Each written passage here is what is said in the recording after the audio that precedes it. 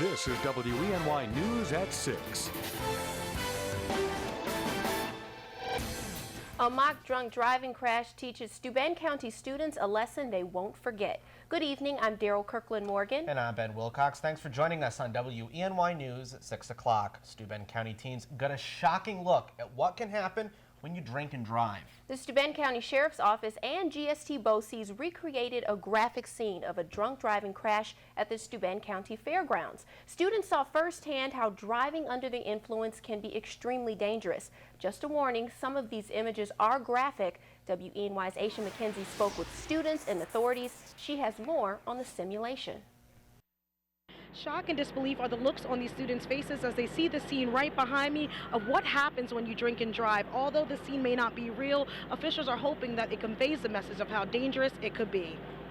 Don't let this happen and don't let it become a reality because it impacts your friends, your families, and the communities. Graphic and gruesome. First responders rushing to the scene of flipped cars and lifeless teenagers. This was a scene shown to push an important message. Students say what they saw today was as close to reality as they ever wanted to get. I can't imagine what it would be like, really. I would be freaking out too much to really understand what was going on. Yeah, I'd be terrified. Like, how I acted today probably wasn't as much as how I'd act if it really happened. According to the National Highway Traffic Administration, 31% of teens who've been killed in a car accident had been drinking. In 2012, a person died every 51 minutes from drunk driving crashes. Ryan Mangos, a student at Corning East, says he never wants him or his friends to be in a situation like this. Please don't drink and drive. I mean, that's the worst thing that could happen. I wouldn't want to go to your funeral. Criminal justice teacher Scott Richardson helped organize the reenactment. He said this seems so real.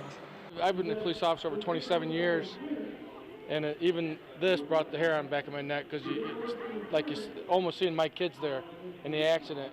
After it was done, some of his students approached him with tears. He says if this message reached just one person, they've done their job. It's pretty emotional. It kind of hit home for a lot of these kids, you know, the reality of it, that it can happen. We're not bulletproof.